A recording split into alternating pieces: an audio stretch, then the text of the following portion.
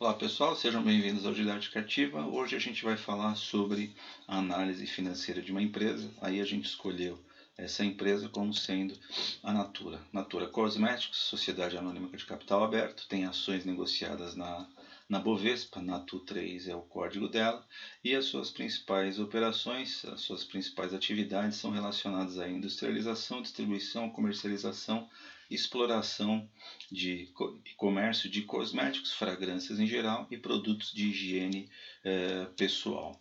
Então a gente olha aqui o primeiro índice, o primeiro slide aqui a gente mostra o DRE, demonstração do resultado do exercício. Vocês vão ver aqui de junho de 2014 a junho de 2016, desde a receita operacional líquida até o lucro líquido, passando aqui por alguns indicadores como margem bruta, margem EBITDA e margem líquida.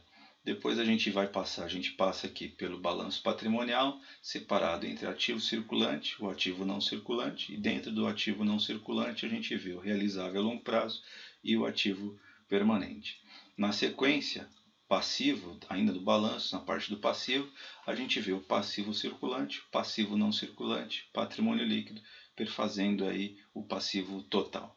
A gente mostra aqui também a evolução do fluxo de caixa, e aí o fluxo de caixa separado entre o fluxo de caixa operacional, das atividades de investimento e das atividades de financiamento. Aqui, de uma forma um pouco mais ilustrativa, a gente vê a evolução tanto do fluxo de caixa das atividades operacionais, como das atividades de investimento e das atividades de financiamento.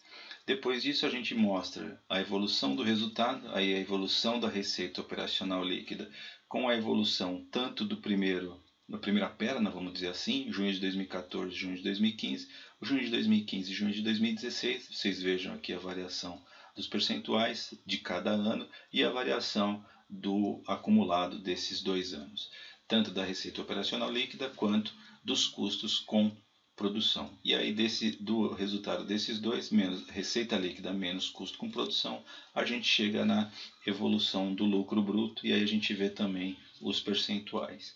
Da evolução do lucro bruto, a gente vê aqui que o crescimento médio ponderado dos 2 anos, junho de 2014, quando comparado de junho de 2016, foi de 6%, ou seja, cresceu em média 6% ao ano, 2 anos, né? Então 6 mais 6, 12 é o que seria o 12,3% aqui. Do lucro bruto a gente vai para o EBITDA e a gente vê que o EBITDA teve uma variação positiva de junho de 2014 a junho de 2015, porém negativa de junho de 2015 a junho de 2016, fazendo com que o acumulado dos 2 anos apresentasse uma queda de 2,2%.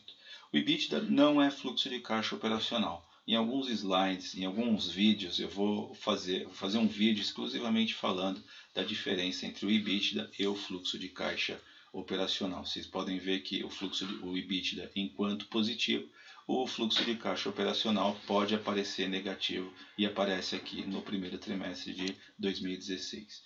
Depois do EBITDA, a gente fala aqui do resultado financeiro, receitas financeiras menos as despesas financeiras, e vocês vejam que mantém-se numa piora, o resultado financeiro, as despesas financeiras são maiores do que a receita financeira. Por isso que a gente vê esse gráfico aqui sempre negativo. Do EBT, resultado antes de imposto, o EBT, Earnings Before Taxes, ou LAIR, lucro antes de imposto de renda e contribuição social, a gente vê que também tem uma queda de junho de 2014 para junho de 2015, 31%, junho de 2015 para junho de 2016, 42%, no acumulado dos 2 anos a gente vê uma queda de 60% no LAIR, lucro antes de imposto, ou EBT, Earnings Before Taxes. E aí a gente chega na evolução do lucro líquido, onde de junho de 2014, 175,8 milhões, a gente vai para 91 milhões em junho de 2016. Uma queda aí de 48,3% no acumulado dos 2 períodos. E a gente vê aqui mais uma vez essa visualização, a gente vê esse slide aqui do lucro líquido e vê como se comporta o lucro da Natura ao longo do tempo. Vocês percebam que ele mantém-se, junho de 2014, ele mantém-se aí numa subida e quando vai para o primeiro trimestre ele começa a cair e volta a se recuperar subindo no último trimestre do ano.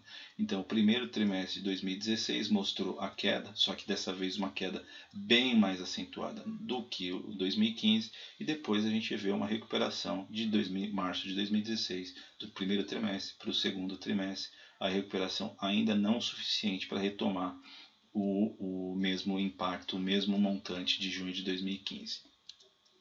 Depois disso a gente vai para os indicadores, e aí o primeiro é o lucro por ação, aí vocês vejam que ele mantém-se na mesma forma do lucro líquido. O valor patrimonial por ação representa o valor do patrimônio líquido dividido pela quantidade de ações, vocês vejam aqui novamente uma queda. Depois disso a gente vai para os indicadores de liquidez, começando pela liquidez imediata, 0,62 chegando em 0,51 em junho de 2016. Vejam aqui que a tendência é de piora, de queda. Depois, liquidez corrente teve uma leve melhorada em março de 2015 e dali para frente é só tendência de queda. Depois a gente vai para o liquidez seca. Liquidez seca nada mais é do que o liquidez corrente, descontado o estoque, mas representa a mesma forma, ou seja, março de 2015 é o pico e mantém-se aí numa trajetória descendente até chegar no menor valor, 0,88 em junho de 2016. O índice de liquidez geral, apesar de mostrar essa estabilidade, ele está menor que 1, o que do ponto de vista de conceitual não é o ideal. O ideal é que o indicador seja sempre superior a 1, ou seja, eu tenho que ter mais recursos disponíveis do que dívidas a pagar. Aqui um retrato da evolução de todos eles ao mesmo tempo. Vocês vejam que o de liquidez imediata é sempre o menor e no caso aqui o de liquidez corrente está sendo maior. Não existe uma regra que esse tem que ser sempre menor, esse tem que ser sempre maior. Não existe regra para a apuração desse indicador. O ideal é que ele fosse superior a 1, mas vocês vejam que o de liquidez geral não sendo superior a 1 não mostra que a empresa está numa situação ruim. Só está, vamos dizer assim, numa bandeira amarela, uma atenção quanto aos montantes de dívida versus montantes de recursos para pagar essas dívidas. Aí a gente chega aqui no giro dos ativos. O giro dos ativos é a receita dividido pelo total do ativo. E aí novamente a gente vê uma piora. 1,08 em junho de 2014 chega em 0,96 em junho de 2016. Aí essa evolução aqui ela tem mais a ver com a receita do que propriamente com o total dos ativos. A gente vai agora para o endividamento e a gente vê também, é bom a gente visualizar a evolução aqui ao longo dos trimestres, porque a gente vê o que acontece com a empresa em 9 trimestres, a gente vê a evolução dela ao longo desse período. E a gente começa aqui com o junho de 2014 em 3.574 e chega aqui em setembro de 2015 em 5.931, 5 bilhões e 931 milhões de dívida com instituições financeiras, com bancos. E a partir daí a gente vê uma certa redução. Obviamente a administração da Natura deve ter em vista aí quanto que é um teto, um montante considerável, um montante gerenciável de dívida e pelo que a gente está vendo aqui, 4,7 que é o atual, está bem distante dos 5,9 que estava em setembro de 2015, mas ainda assim muito superior a junho de 2014. Aqui outro indicador que demonstra a estrutura de capital, dívida bruta e capital próprio aí o patrimônio líquido. Apesar da gente ver essa estabilidade, a gente vê que está crescendo um montante de dívida em relação ao total de recursos aí que a empresa tem disponíveis. De 79,3 chega em 85,7, sendo que setembro de 2015 muito em linha com o setembro de 2015 aqui de dívida bruta, foi aonde chegou no pico.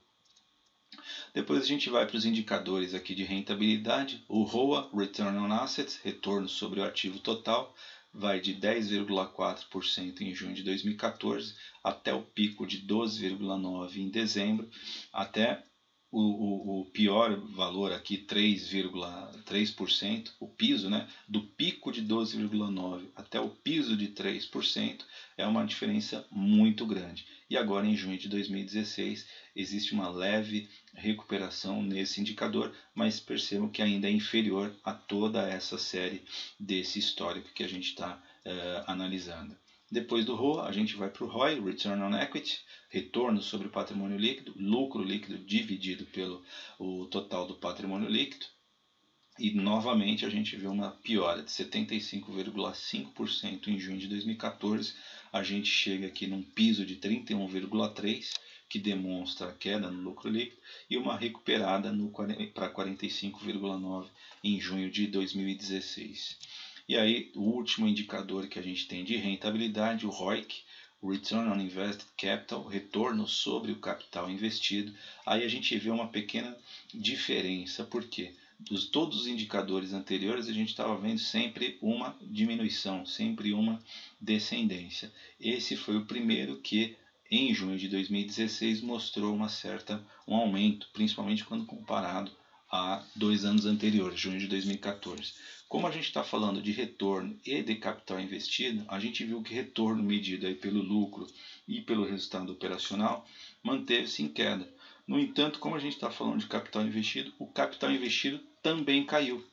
Por isso que de 3.571 em 2015 para 3.030 é o que explica principalmente essa melhora no ROIC. Por quê? Eu tenho menos recursos, eu tenho menos resultado, porém eu tenho menos capital investido, ou seja, o meu ROIC acabou sendo um pouco superior. E aqui por último, o quadro resumo com todos os indicadores que a gente mostrou, as margens bruta, margem EBITDA, margem líquida, que estavam lá no DRE, e outros itens que não estavam. EBIT por ativo, por exemplo, não está, a gente não demonstrou, mas ele aparece aqui sempre de forma evolutiva, junho de 2014 a junho de 2016, além desses outros índices aqui que a gente viu no slide anterior.